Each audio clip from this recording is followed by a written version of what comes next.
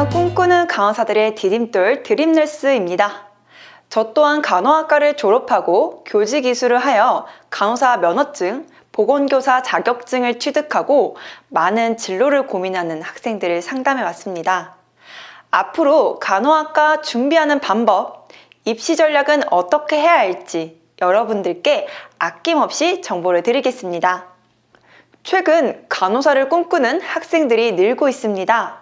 환자를 돌보고 치료를 제공하고 싶어서 간호사를 목표로 하는 학생들도 있지만 간호사가 취업이 잘 된다는 이야기를 듣고 무작정 간호사를 꿈꾸는 학생들도 많을 것으로 생각이 되는데요.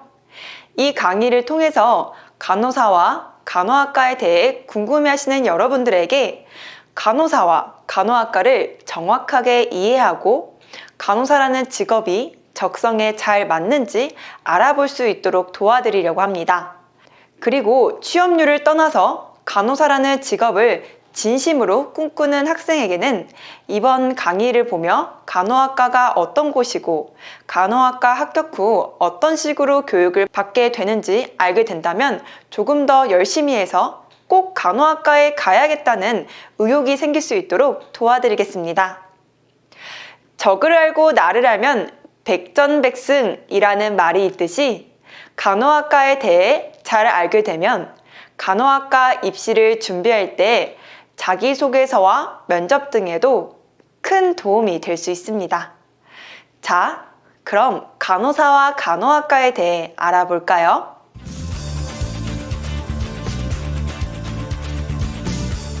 간호사는 2021년 기준 중학생 희망 직업 8위, 고등학생 희망 직업 2위로 선정되었습니다. 대체 왜 다들 간호사를 하려고 할까요? 간호사라는 직업에 어떤 메리트가 있을까요? 일단 간호사는 의사의 의료 행위를 돕고 처방에 따라 환자 치료를 제공하는 직업이에요. 의사, 치과의사, 한의사, 조산사와 같이 의료법으로 지정된 의료인입니다. 흔히 간호사와 간호조무사를 헷갈리는 학생이 많은데요. 간호사와 간호조무사는 비슷한 듯 다릅니다. 앞에서 말한 것처럼 간호사는 법으로 지정된 의료인이지만 간호조무사는 의료인이 아닙니다. 그리고 간호사와 간호조무사 모두 의사의 진료를 보조하지만 간호사는 의료인으로 모든 의료기관에서 의료행위를 할 수 있고 법적인 둘레에서는 주체적으로 간호행위가 가능하지만 간호조무사의 경우에는 독단적으로 의료행위를 할 수 없습니다.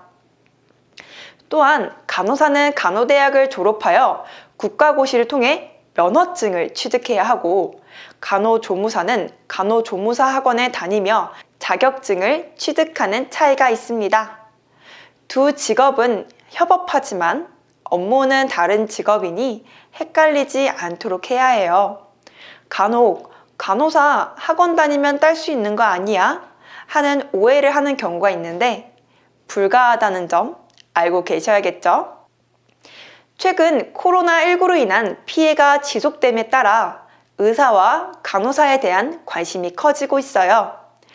환자와 직접 대면하여 검체를 채취하고 병동에서 환자에게 치료를 제공하는 간호사들의 노고에 대한 뉴스도 자주 나왔죠.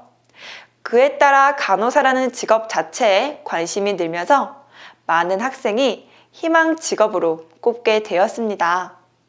또 간호사는 예전부터 취업이 잘 되는 직업, 돈 잘 버는 전문직이라는 인식이 강했는데 코로나19로 인해 취업난이 지속되며 높은 졸업 후 취업률과 재취업률이 다시 간호사라는 직업에 관심을 갖게 하는 요인이 되었어요.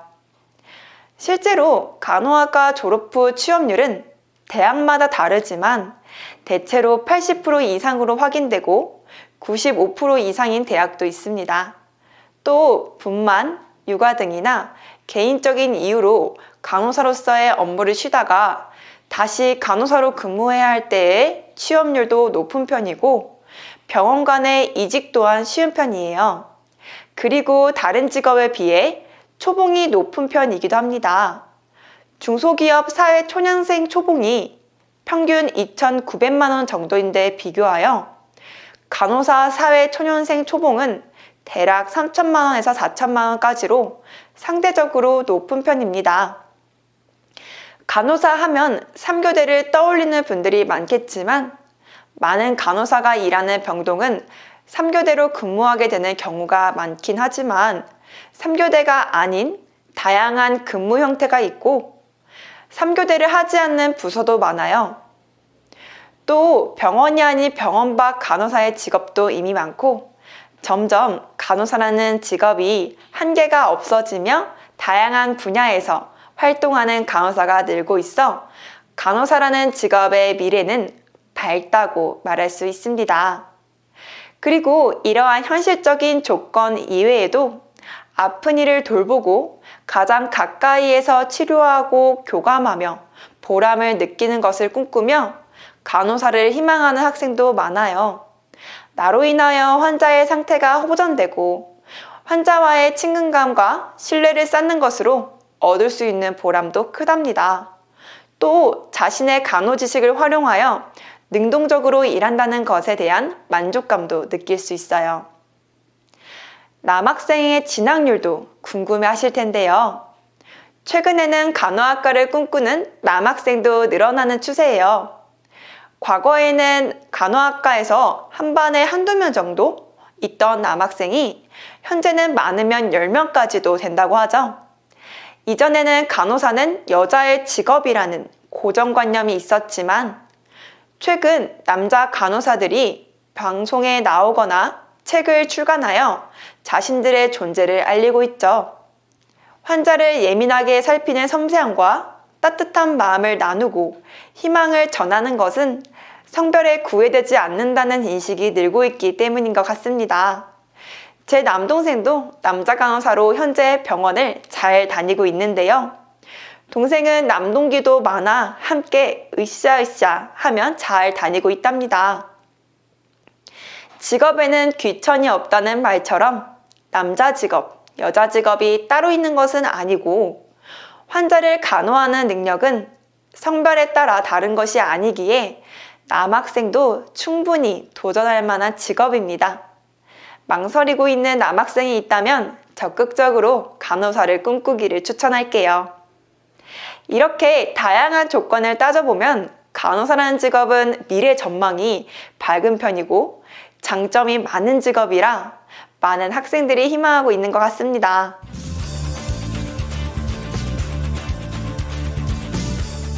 자, 그럼 간호학과에 입학하게 되면 어떤 것을 배울까요? 간호학과는 4년제 일반대학뿐만 아니라 전문대학에서도 4년간의 교육과정을 거치게 되어 이전에는 전문대 간호학과는 3년제였지만 간호사 면허증을 취득할 수 있는 간호사 국가고시를 볼 수 있는 기준이 4년간의 간호학과 재학으로 한정됨에 따라 전문대학까지 4년 과정으로 변경되었습니다. 간호학과에 입학하게 되면 1학년 때는 간호사로서의 기본 소양을 쌓을 수 있는 교양 과목과 전공 지식의 바탕이 될 수 있는 전공 기초 과목을 배우게 되는데요. 그리고 2학년 때부터는 본격적인 전공 과목을 배우게 됩니다. 대학마다 과목이 조금씩 다르지만 간호학과 국가고시 과목인 기본간호학, 성인간호학, 아동간호학, 모성간호학, 정신간호학, 지역사회 간호학, 간호관리학은 공통 필수 과목이에요. 간호사 국가고시는 여기에 보건의학 관계법규를 포함하여 총 8과목을 응시하게 되죠. 간호사 국가고시는 매년 1월에 치르게 되는데 간호학과 4학년 모든 학기가 끝난 후에 국가고시를 응시한 후 졸업하게 돼요. 그래서 간호학과 학생은 학기가 끝나도 국가고시 전까지 계속 공부를 하게 되죠. 간호사 국가고시 합격률은 94%에서 96% 정도를 유지 중이에요. 합격률이 높은 편이죠? 하지만 그렇다고 국가고시 문제가 쉬운 것은 아니에요. 아무래도 국가고시 과목들이 4년간 내내 공부하던 전공 과목이기도 하고 간호학과 학생들의 전체적인 학구열이 높기 때문이에요. 또 국가고시 합격률을 높이기 위해 각 대학에서 모의고사나 특강 등을 제공하기도 해요. 이렇게 국가고시를 보고 합격하면 간호사 면허증을 취득하게 되고 간호사로 근무할 수 있게 됩니다. 보통 간호학과는 공부하고 외울 게 많은 것으로 유명하죠. 이 때문에 걱정하는 학생들도 많다고 해요. 아무래도 의학 지식과 간호 지식을 배우고 재학 중에 병원 실습까지 병행해야 해서 그런 것 같아요. 하지만 졸업 후에 간호사가 되어 병원에 근무하게 될 때 꼭 필요한 내용으로 하나도 빠짐없이 꼭 배워야 하는 내용이죠. 아픈 이를 가장 가까운 곳에서 치료하고 간호하기 위해서는 당연히 많은 것을 배워야 하겠죠? 자, 그리고 상담하면서 많이 우려하는 부분이기도 한데요. 사회탐구 과목을 선택했던 학생들이 이과계통인 간호학과에 입학하면 뒤처지지 않고 잘할 수 있을지 걱정하는 경우가 많아요. 그리고 이런 이유로 학교 입학 전에 과학탐구 과목의 강의를 듣는 학생도 많은 것 같습니다.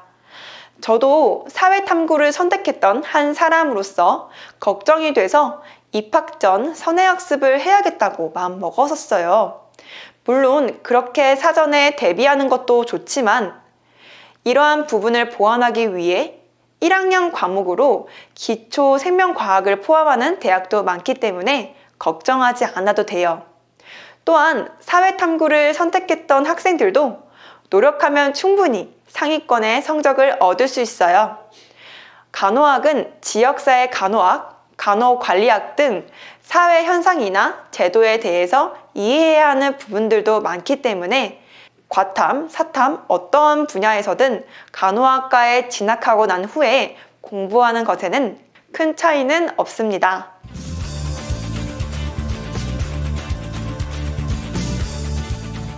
보통 3학년 때부터 병원 실습을 진행하게 되는데 2학년 때부터 진행하는 대학도 있습니다. 대학마다 커리큘럼이 모두 다르기 때문에 차이가 있을 수 있어요. 실습지는 대부분 각 대학에서 지정된 병원으로 배정되게 되는데 간혹 학생이 실습지를 직접 구해야 하는 대학도 있다고 해요. 대학에서 실습지가 임의로 배정되는 경우 보통 학교 근처의 병원에서 실습하게 되지만 그렇지 않은 경우도 있어요. 또 자대병원이 있는 경우에는 자대병원에서 실습을 하게 되는데 상황에 따라 일부 학생만 자대병원에서 실습을 진행하고 다른 학생은 타 병원에서 실습을 하기도 합니다.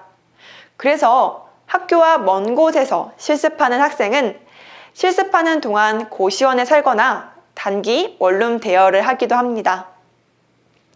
혈압과 맥박, 호흡수, 체온을 뜻하는 활력징후 측정이나 정맥주사 놓기, 환자의 자세를 취해주는 것, 환자에게 식이 제공하는 방법 등은 교내 실습으로 환자가 아닌 마네킹이나 학생끼리 진행하게 되고 병원 실습을 하며 실제 환자를 대하게 됩니다. 각 과목에 맞는 병동에서 실습하며 다양한 환자의 질병과 질병의 실제 증상과 그에 따라 제공하는 간호, 병원이 어떤 분위기인지 어떤 식으로 간호가 진행되는지를 관찰하게 돼요. 간혹 실습 나온 학생에게 활력징후 측정이나 혈당 측정 등 간단한 실무를 하도록 하는 때도 있지만 관찰 위주의 실습이 많은 편이에요. 그만큼 환자의 상태를 파악하고 간호를 제공하는 것이 쉽게 여겨서는 안 되는 부분이기에 간호학을 본격적으로 배우는 학생에게도 시킬 수 없는 부분도 있답니다. 할 수 있는 게 한정되어 있는데 실습은 왜 나가냐고 생각하시는 분도 계시겠죠? 간호학은 모두 임상과 연결되어 있기에 실제로 보고 경험하는 것이 굉장히 중요해요. 그래서 내가 배우고 공부한 것을 실제로 보고 온다면 더 기억에 남겠죠. 학교에서는 얻을 수 없는 병동 관리자인 수간호사 선생님이나 병동에서 근무하는 간호사 선생님이 여러 가지 임상 실무 지식을 제공해 주시기도 해요. 그리고 병원 실습을 진행할 때 케이스 스터디라는 과제를 하게 되는데 한 명의 환자를 대상자로 지정해서 그 대상자를 파악하고 대상자의 질병을 더 자세히 공부한 후 어떻게 적절하게 실제적인 간호를 제공할 수 있을지 알아보는 과제예요. 이 과제를 통해서 질병과 간호에 대하여 심층적으로 파악할 수 있게 돼요.